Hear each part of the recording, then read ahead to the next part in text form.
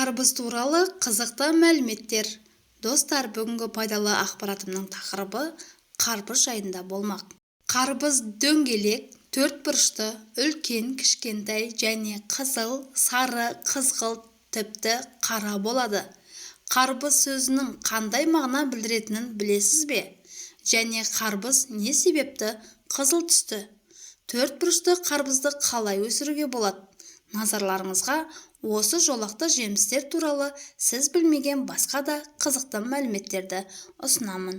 Достар, алдымен каналға жазылып қоңырау белгісін басып қойыңыз. Сонда келесіде шығатын пайдалы ақпаратты әрі қызықты мәліметтерді жіберіп алмайтын боласыз.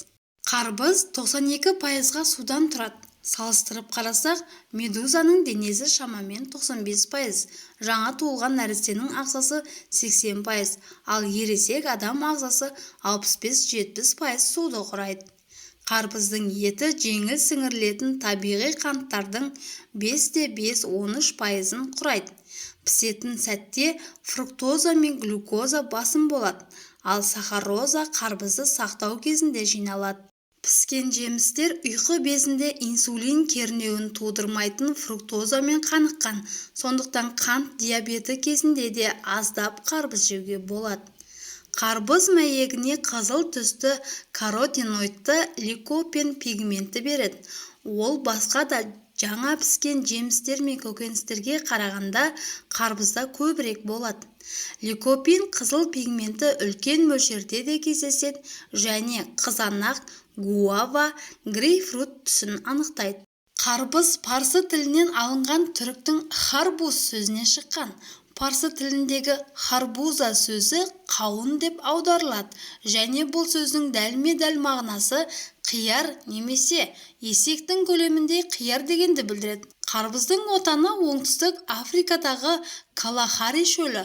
Онда осы күнге дейін теннис добының көлеміндей және салмағы шамамен 200 грамм болатын кішкентай жабайы қарбыздарды кездестіруге болады.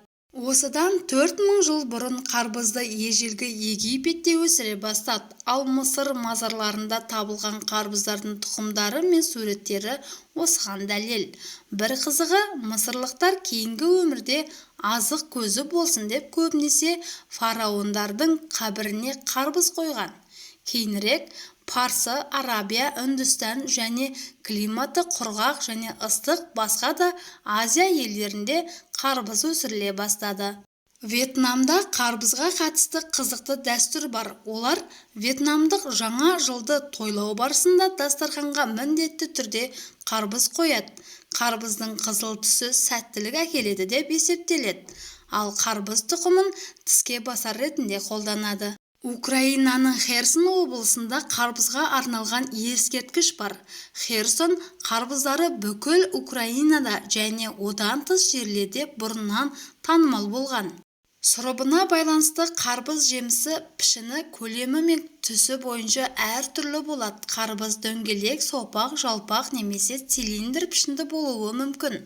Қарбыз қабығының түсі ақ және сары түстен жолақ. Дақтар мен тор түріндегі сызықтар бар қою жасыл түске дейін өзгереді. Ал қарбыздың мәйегі қызғылт, қызыл, бірақ кейде сары немесе тіпті қызғылт сары түсті болады. Қарбыздан көптеген дәмді және пайдалы тағамдар жасауға болады. Мысалы, қарбыздан түрлі салаттар, гаспачо, шырын, шербет, тосап және қарбыз қабығынан жасалатын цукат, қарбыз балы, тіпті сусындарға арналған мұз жасайды. Қарбызды тіпті тұздап, консервілеп маринадтайды. Қарбыз мәйегінен нардек деп аталатын ерекше бал жасайды. Оны қарбыз мәйегінен алынатын қарбыз сөлін бал секілді қою болғанға дейін буда былбырату арқылы дайындайды. Бір келі қарбыз балын алу үшін сізге 16-17 келі тәтті қарбыз мәйегі керек.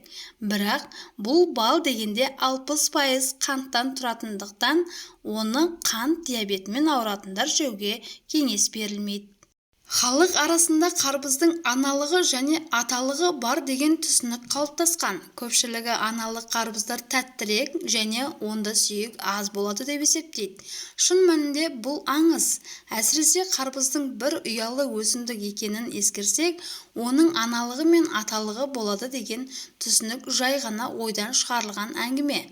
Қарбыздың гүлдері бір жынысты болып табылады, яғни оларда аталық немесе аналық гүл болады. Ал аталығында тек қана шөптер ғана болғандықтан оларда жеміс шықпайды. Шын мәнінде барлық қарбыздардың жемісі аналық, өйткені жеміс аналық гүлден қалыптасады. Достар, бүгінгі пайдалы ақпаратым ұнаса, видеоға лайк басып, төменге өз пікіріңізді қалдыра кетіңіз.